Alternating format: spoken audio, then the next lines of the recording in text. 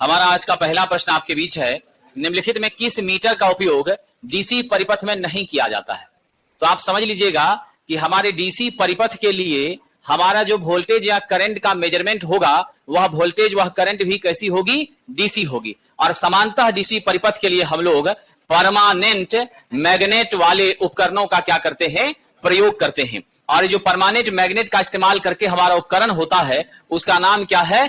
PMMC type का, यानी permanent magnet moving coil type instrument. तो मेरा जो प्रेरण मीटर है, यह सिर्फ किसको मापता है? तो साथियों, यह सिर्फ एसी को मापने का काम करता है। बाकी ये सभी उपकरण जो हैं, वह आपके एसी डीसी दोनों को मापने में सक्षम होते हैं। यह डीसी को माप बिल्कुल भी नहीं पाएगा, सिर्फ एसी को मापेगा।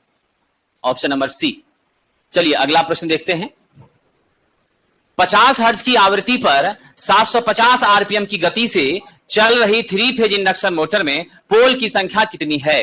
तो हम सब जानते हैं कि यहां जो 750 दिया है, वह एक रेटेड स्पीड दिया है। हालांकि हमारा रोटर 750 पर रन कभी भी नहीं करेगा। जब भी हमारे 3 फेज इंडक्शन मोटर में, आप याद रखिएगा, हमारी रोटर सदैव क्या होती है? एनआर ऑलवेज लेस देन क्या होती है? एनएस होती है। लेकिन यहां जो प्रश्न दिया है, उसमें एनएस का मान विद्यार्थी 750 आरपीएम दे दिया है, हमारी फ्रीक्वेंसी 50 हर्ट्ज दे दी है, आपसे P बराबर व्हाट पूछा है। आप एक फॉर्मूला जानते हैं, NS बराबर 120 F/P होता है। साथियों, यहां से P बराबर क्या हो जाएगा? 120 F/NS हो जाएगा।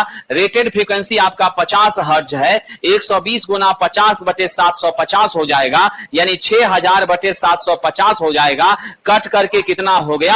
8 पोल हो गया। तो ऑप्शन नंबर क्या दीजिएगा? डी। कितने पोल हैं इसमें? 8 पोल हैं, ऑप्शन नंबर डी। यही फॉर्मूला बहुत बार उलट पुलट के पूछता है, आप अपने हिसाब से बदल सकते हैं। अगर एफ पूछेगा तो क्या जवाब दीजिएगा? NS इंटू P बटे 120। समझ गए? इस तरीके से हमारा फॉर्मूला होता है। चलिए आगे बढ़ते हैं। न्यूमेरिकल का क्लास कल से चलेगा 4:15 से। आइए अगला प्रश्न है, प्रतिरोध का मापन कौन करता है? हम सब जानते हैं कि रेजिस्टेंस का एसआई यूनिट क्या होता है? इसका एसआई मात्रक ओम होता है।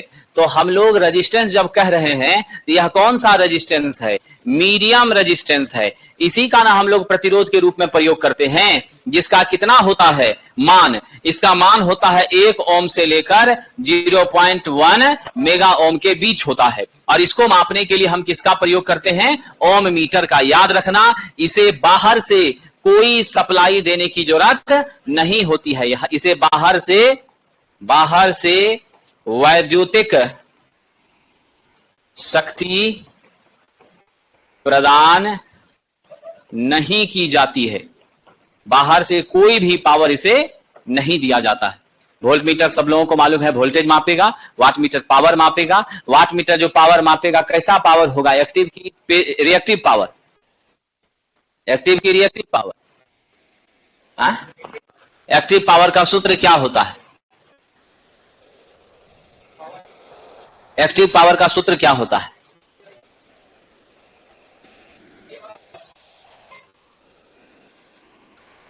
VI cos phi। यह है एक्टिव पावर, जिसका यूनिट वाट होता है। इसी को वाट मीटर द्वारा मापते हैं। ठीक है ना?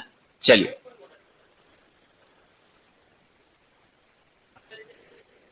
सोचने से होता है। जब एक्टिव कह रहे हैं तो एक्टिव कॉस ना होगा, साइन रिएक्टिव में होता है। जैसे जैसे परीक्षा नजदीक आ रहा है, माइंड जो है जगह छोड़ रहा है। बड़ा स्थिति खराब है। आइए, ट्रांसफार्मर का डेल्टा टू स्टार। साथियों, हमेशा याद रखना, स्टार कॉन्फ़िगरेशन जो हमारा है, उसमें आपने देखा था line voltage √3 time phase voltage की होती है। अब फेज वोल्टेज लाइन का 1/√3 होता है। तो मेरे लाइन वोल्टेज का मान फेज से ज्यादा है कि नहीं है? हमेशा के लिए याद रखना कि हम डेल्टा स्टार का प्रयोग बढ़ाने के उद्देश्य से करते हैं, लेकिन इसका स्पेशल इस्तेमाल कहां है? साथियों याद रखना, इसका स्पेशल उपयोग कहां पर हो रहा है? तो स्टेप डाउन में हो रहा है आपके डिस्ट्रीब्यूशन ट्रांसफार्मर में। कहां हो रहा है? डिस्ट्रीब्यूशन ट्रांसफार्मर में हो रहा है। यह स्पेशल उपयोग है, विशेष प्रयोग है, यह सामान्य प्रयोग नहीं है। इसका सामान्य प्रयोग क्या है? जहां वोल्टेज को बढ़ाने की जरूरत होती है वहां इसका इस्तेमाल होता है। समझ गए कि नहीं? पार्टी वियर आप कब पहनते हैं? जब किसी पार्टी में जाते हैं। अब प्रतिदिन तो कोई पार्टी होता नहीं है, स्वाभाविक सी बात है। तो वही चीज यहां पर है। स्पेशल प्रयोग है डिस्ट्रीब्यूशन ट्रांसफार्मर स्टेप डाउन, और सामान्य प्रयोग है स्टेप अप, क्योंकि वोल्टेज को यह बढ़ाने का काम कर रहा है फेज के रिस्पेक्ट में। चलिए आगे बढ़ते हैं। किस लैंप का सीआरआई सबसे बढ़िया होता है? साथियों, सीआरआई का पूरा नाम जानते हैं आप, हिंदी में रंग प्रतिपादन सूचकांक होता है। क्या होता है? रंग प्रतिपादन सूचकांक, कलर रेंडरिंग इंडेक्स। 100 किसका होता है साहब? सूर्य के प्रकाश का। किसका होता है? सूर्य के प्रकाश का होता है। ठीक है। हमारी जो इनकैंडेसेंट लैंप है इसका 95 प्लस होता है। जो एलईडी है इसका साहब 90 से 95 के बीच होता है। यह जो है 85 से 90 के बीच होता है। आपका high pressure sodium vapour lamp इसका क्या होता है? 20 से 23 के बीच मान के चलिए रहता है। तो सबसे बढ़िया दिए गए में कौन सा? Incandescent lamp. इनकैंडेसेंट लैंप किस पर काम करता है? याद रखना, विद्युत धारा के ऊष्मीय प्रभाव पर। किस पर साहब? विद्युत धारा के ऊष्मीय प्रभाव पर काम करता है, जहां H बराबर I² R इंटू T होती है।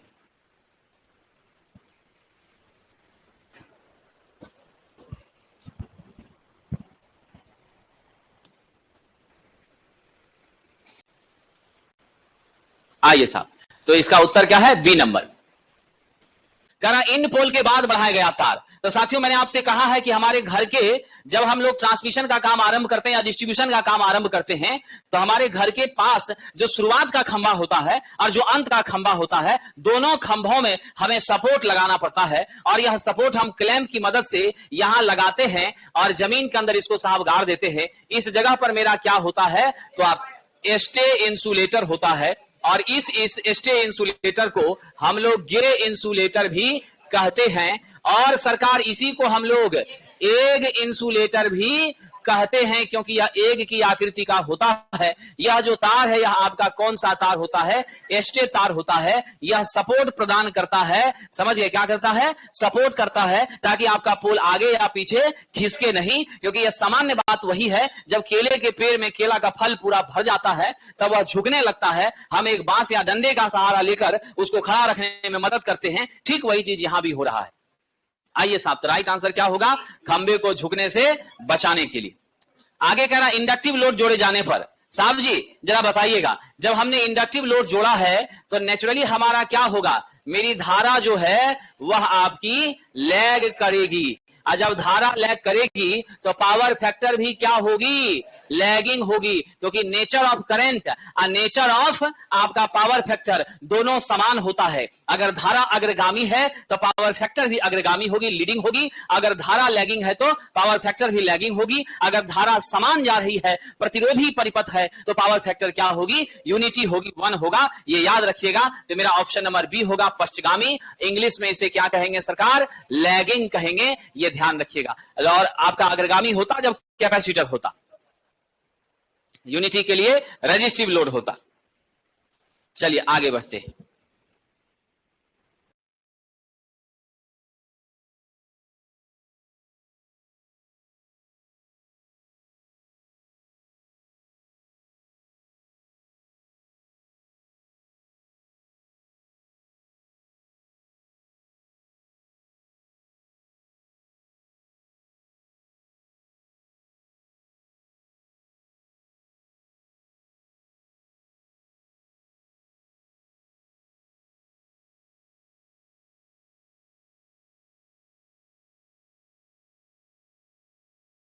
है ही है। लैच डैश सर्किट होते हैं। साथियों, सबसे पहले आप याद रखिएगा, लैच क्या है? एक बाय स्टेबल परिपथ होता है। क्या है लैच? बाय स्टेबल परिपथ है, जो एक बिट डाटा को स्टोर करता है। ये एक भी डाटा 0 या 1 में से कोई भी हो सकती है। और याद रखना, इसमें इनपुट के तरंग स्तर का नियंत्रण कर, इनपुट के तरंग स्तर का नियंत्रण कर आउटपुट को नियंत्रित किया जाता है।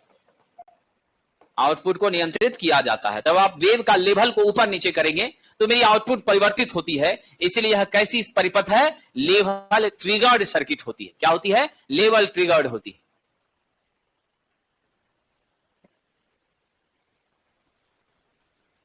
चलिए आगे बढ़ते हैं।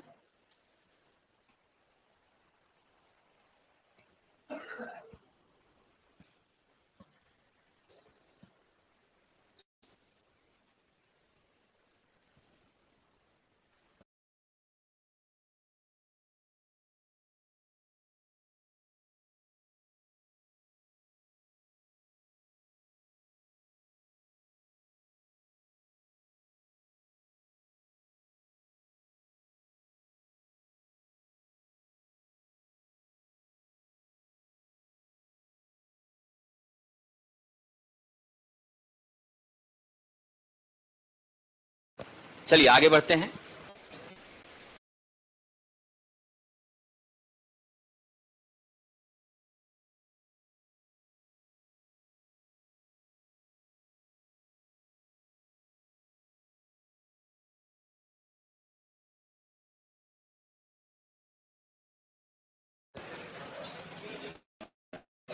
बाकी पंकज जी का आदेश होगा तो सब चीज हो सकता है कि नहीं? क्या पंकज कुमार यादव ही नाम है ना जी, कि दूसरा नाम है? कौन सी डीसी मोटर की गति आर्मेचर धारा पर निर्भर नहीं करती है? साथियों, डीसी शंट मोटर जो है, इसमें हमारी फील्ड, ध्यान रखिएगा, शंट फील्ड कहां होती है? समांतर में होती है।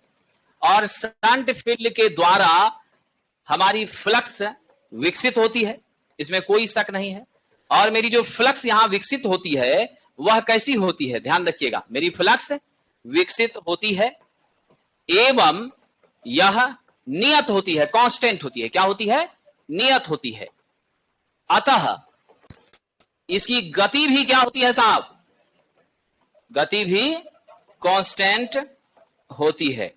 अब जब धारा एक साथ रहेगा तब न एक दूसरे पर निर्भर करेगा। समानांतर है, आर्मेचर का मामला अलग है और शंट फील्ड का मामला अलग है। अब मेरा फ्लक्स जो गति को ऑपरेट करेगा वो बिल्कुल सेपरेट है और वह कांस्टेंट है। तो ऐसी स्थिति में मेरे आर्मेचर से इसका लेना देना विशेष नहीं होता है। आर्मेचर से क्या होती है? यह स्वतंत्र होती है। ध्यान रखिएगा, आर्मेचर धारा से लगभग स्वतंत्र होती है। क्या होती है? आर्मेचर धारा से लगभग स्वतंत्र होती है। तो मेरा राइट आंसर क्या होगा साहब? Shunt motor. बाकी सब में ऐसी बात नहीं है।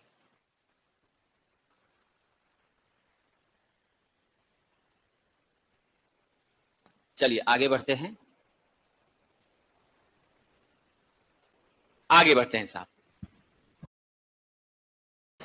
पीवीसी इंसुलेटेड गैर आच्छादित एकल कोर। देखिए इस पर हमने क्या किया है तो साहब आर्मरिंग नहीं की है। क्या किया है? आर्मरिंग नहीं की है। लेड वगैरह का सीथ भी हमने नहीं लगाया है। सिर्फ हमारा कंडक्टर है और उसके ऊपर पीवीसी का हमने कवर चढ़ा दिया है। आपने घर में जो तार आप यूज कर रहे हैं ये सब वायर स्ट्रिपर से छीलते हैं तो आपका इंसुलेशन हटता है, डायरेक्ट आपको कॉपर हाथ में आ जाता है। तो इस तरह का जो हमारा वायर है, केबल है, कहां पर इसका प्रयोग करेंगे? घरों में प्रयोग करेंगे और साथ ही साथ इंडस्ट्रियल एरियाज में भी, छोटे छोटे लघु उद्योगों में भी इसका क्या करेंगे? हम लोग इस्तेमाल करेंगे। ऑप्शन नंबर बी हो जाएगा। लचीली भी होती है, आराम से मोड़ सकते हैं। यह संकेत तो आप लोग को परिचय हो गया होगा।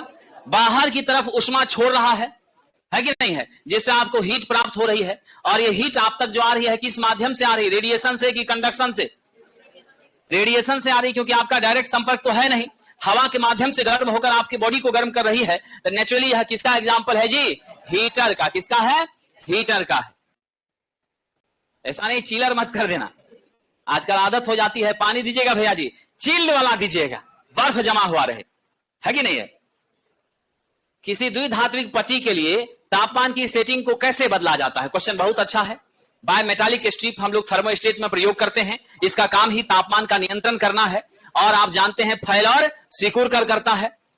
जैसे ही तापमान बढ़ जाती है तो क्या होने लगता है? सिकुड़ता है, संपर्क घट जाता है। कम होती है तो फैलता है, संपर्क बना लेता है। ये सिकुड़ना और फैलना, ये दोनों चीजें यहां पर होती हैं, जिसके माध्यम से बड़े आराम से आपका करंट का आना और जाना चालू और बंद हो जाता है। यदि लेवल से निर्धारित मान से अधिक आपकी हीट हो रही है, ऑटो डिस्कनेक्ट हो जाता है। अगर कम है तो ऑटो कनेक्ट हो जाता है। इलेक्ट्रिक आयरन में इसका प्रयोग होता है, गीजर में होता है, कई सारे उपकरणों में होता है। तो क्या जवाब दीजिएगा? हीटिंग एलिमेंट के पास और दूर करके इसका नियंत्रण किया जा सकता है। चलिए आगे बढ़ते हैं। अगला प्रश्न, विद्यार्थी जी वायर स्ट्रिपर को 20 डिग्री से कम पर नहीं रखते हैं। हम लोग चाकू से जब इंसुलेशन छीलते हैं तब चाकू को 20 डिग्री से कम पर रखते हैं। वायर स्ट्रिपर तो आपके एक उपकरण है, आप जैसे इच्छा होगी वैसे कर सकते हो। तो मशीन है साहब, व्यवस्था है। आप जो पेंसिल छीलते थे बचपन में, जब आपका कटर खो जाता था तो ब्लेड से आप पेंसिल छीलते थे कि नहीं? क्या उसको 90 पे रख के छीलते थे, 180 पे करते थे? नहीं साहब, उसको तिरछा करके छीलते थे ताकि मेरी लकड़ी भी छिले और मेरा नीब जो है, ग्रेफाइट का रॉड जो है, वह कट करके टूटे नहीं। तो बड़ा सावधानी से करना पड़ता था, है ना? कुछ बच्चा ऐसा होता था कि छीलते छीलते पेंसिल खत्म, है कि नहीं है? तो इसलिए साहब ध्यान रखिएगा कि हम लोग जो है 20 डिग्री से कम पर चाकू को रखते हैं इंसुलेशन छीलने के लिए। वायर स्ट्रिपर के लिए ऐसा कुछ नियम कानून नहीं है। केवीएआर साहब जी, आपका पसंदीदा क्वेश्चन आ गया। जैसे ही केवीएआर हो गया तो इसका होता है किलो वोल्ट एम्पियर रिएक्टिव। क्या होता है? Kilo volt ampere reactive. ध्यान रखिएगा, तो मेरा जो एम्पियर रिएक्टिव है यह किसका यूनिट है? रिएक्टिव पावर का। किसका यूनिट है? रिएक्टिव पावर का। और रिएक्टिव पावर को क्यू से सूचित करते हैं, VI sin फाई होता है। केवीए किसका यूनिट है? ये है आपका साहब एपरेंट पावर का। किसका है?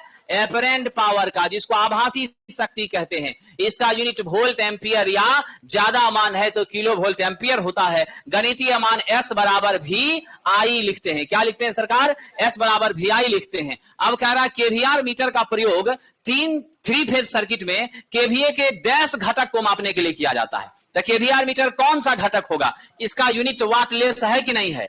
इसका यूनिट वाट में हो रहा है? नहीं ना हो रहा है। कैसा हो रहा है? आपको किलो वोल्ट एम्पियर रिएक्टिव में हो रहा है। यह मेरे वाटलेस घटक को मापने के लिए प्रयोग किया जाता है। वाटफुल घटक नहीं, वाटलेस घटक।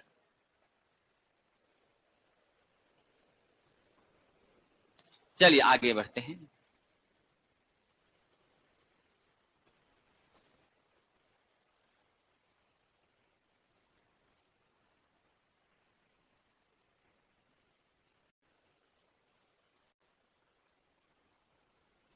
जरा किसी हैलोजन लैंप का वाइजर, तो साहब जी हैलोजन लैंप ऐसा लैंप है जिसमें हैलोजन ग्रुप के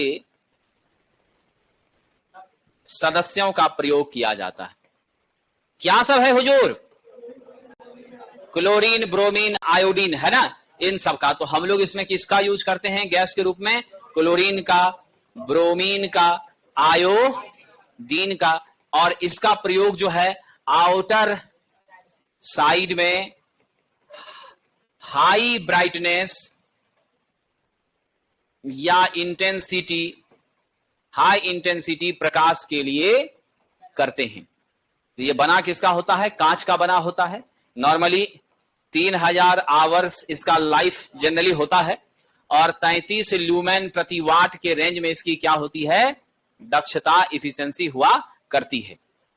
अब तो हम लोगों ने क्या किया है? अब तो हम लोगों ने साहब हर जगह एलईडी का ही प्रयोग करना शुरू कर दिया है। चलिए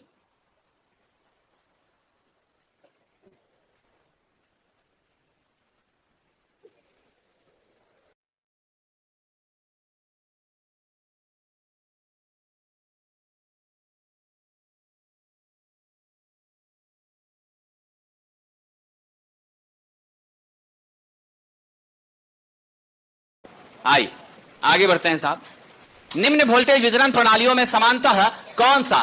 तो अब यहां पर देख लीजिए, लो वोल्टेज डिस्ट्रीब्यूशन कह दिया साहब। क्या कह दिया? Low voltage distribution. तो डिस्ट्रीब्यूशन में क्या करते हैं? 11 केवी को 400 और 230 वोल्ट सिंगल फेज यहां 3 फेज में बदलते हैं, तो इसके लिए कौन सा स्पेशल अरेंजमेंट है? डेल्टा स्टार का प्रयोग करते हैं। किसका करते हैं? डेल्टा स्टार का। इसके माध्यम से जो आपको आउटपुट मिलती है वह 3 फेज 4 वायर की प्रणाली होती है। क्या होती है? 3 फेज 4 वायर की प्रणाली होती है। शिवानी मैडम, थ्योरी के साथ साथ क्वेश्चन भी प्रैक्टिस करना होगा। सिर्फ थ्योरी से काम नहीं चलेगा, सिर्फ क्वेश्चन से काम नहीं चलेगा। दोनों का अन्योन्याश्रय संबंध है। थ्योरी पढ़िए, क्वेश्चन प्रैक्टिस करिए, न्यूमेरिकल प्रैक्टिस करिए। यही तरीका है जिससे आपको सफलता मिलेगी। और ट्रेड तो पढ़िए ही, बाकी कंप्यूटर भी पढ़िए और अन्य सब्जेक्ट पर भी थोड़ा थोड़ा ध्यान जरूर दीजिए, ताकि ओवरऑल आपका मार्क्स अच्छा हो। आइए आगे बढ़ते हैं।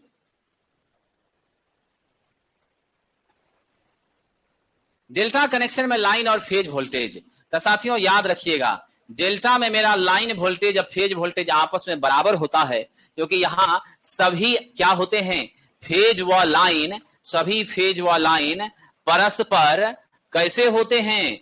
समांतर में जुड़े होते हैं। कैसे होते हैं? समांतर में जुड़े होते हैं। और आप जानते हैं कि पैरेलल में वोल्टेज का मान समान होगा, और मेरी लाइन करंट जो होती है √3 फेज करंट होती है, और मेरी फेज करंट IL/√3 हो जाती है। हमारा सही उत्तर होगा लाइन वोल्टेज फेज वोल्टेज के बराबर होती। लाइन वोल्टेज फेज वोल्टेज के बराबर होती है।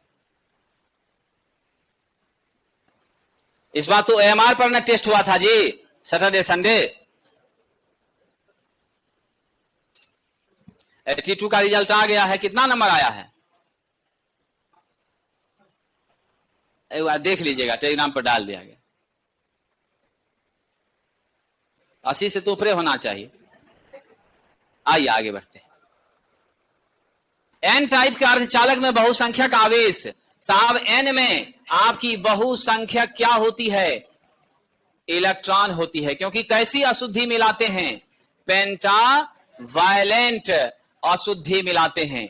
और हमारी जो सेमीकंडक्टर है आपकी सिलिकॉन और जर्मेनियम, उसकी वैलेंसी 4 होती है। आप 5 वैलेंस इलेक्ट्रॉन वाला पदार्थ मिला रहे हैं, तो 4-4 कॉम्बिनेशन करके स्टेबल तो हो गया, लेकिन एक इलेक्ट्रॉन बचा रह गया, तो हमारी फ्री इलेक्ट्रॉन की संख्या यहां ज्यादा हो जाती है। और अल्पसंख्यक कौन होता है यहां पर? बिल्कुल, अल्पसंख्यक होल होता है, पॉजिटिव चार्जेज होती हैं। तो राइट आंसर क्या दीजिएगा? इलेक्ट्रॉन। चलिए आगे बढ़ते हैं।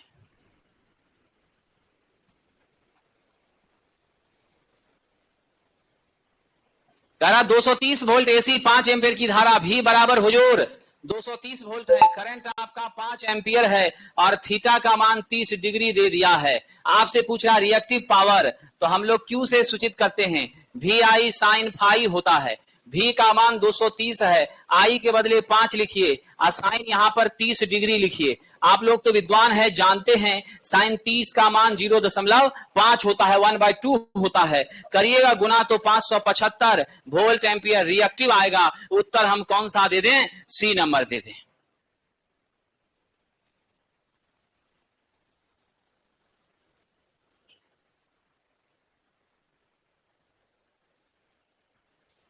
चलिए आगे बढ़ते हैं। अगला प्रश्न, सिंगल फेज पंप की प्रवाह दर पूछा हुआ है बीएसपी एक्सेल में। ये क्वेश्चन आप लोगों को अब कमांड भी हो गया होगा।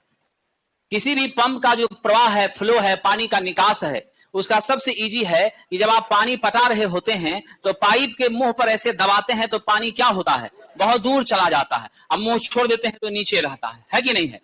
तो बिल्कुल, यानी पंप की प्रवाह दर को नोजलिंग करके क्या किया जा सकता है? बढ़ाया घटाया जा सकता है। नोजलिंग करना मतलब पंप के पाइप के आकार को कम करना। तो पाइप छोटा करिएगा, दबाइएगा, आगे पानी जाएगा। ठीक है? हाँ हाँ,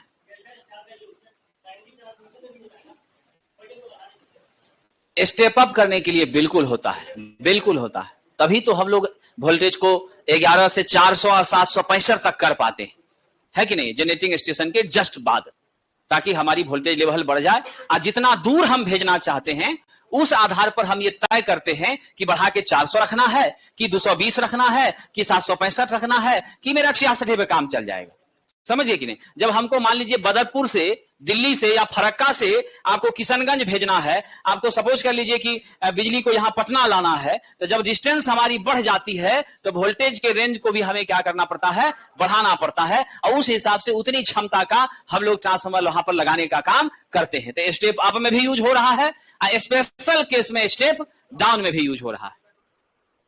कंट्रोलिंग वाल्व यहां नहीं चलेगा, क्योंकि वो तब यूज होगा जब हम लोग इंडस्ट्रियल ऑटोमेशन की बात करेंगे। यहां सामान्य रूप से पंप के प्रवाह की बात हो रही है, तो हम सिर्फ पाइप को कम करके मैनेज कर सकते हैं।